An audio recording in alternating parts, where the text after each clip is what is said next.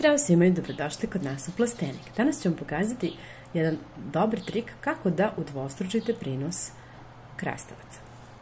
Za ovaj recept će vam biti potrebno mleko. Mleko je odlično sredstvo za zaštitu i đubrenje poljoprivrednih kultura. Puno je hranjivih materija koje su savršeno izbalansirane i omogućuju biljkama optimalan rast i poboljšavaju imunitet.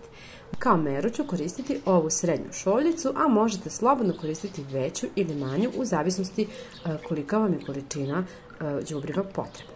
Kada želite da napravite đubrivo za krastavce, onda je potrebno da sipate 1 šoljicu mleka i 2 šoljice vode. Mleko u sebi sadrži kalijum, kalcijum, sumpor, fosfor, magnezijum, bakar, mangan, gvožđe i druge elemente.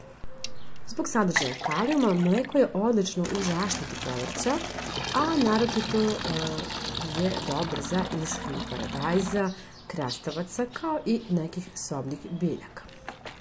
Najbolje bi bilo upotrebljavati sirovo mleko, da nije prokuvano, ali ukoliko nemate, i ovo će sasvim dobro da posluži.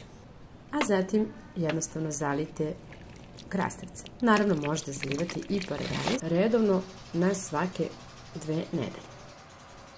Pošto insekti ne mogu da svare laktozu koju mleko sadrži, odlično je sredstvo protiv mnogih štetočina.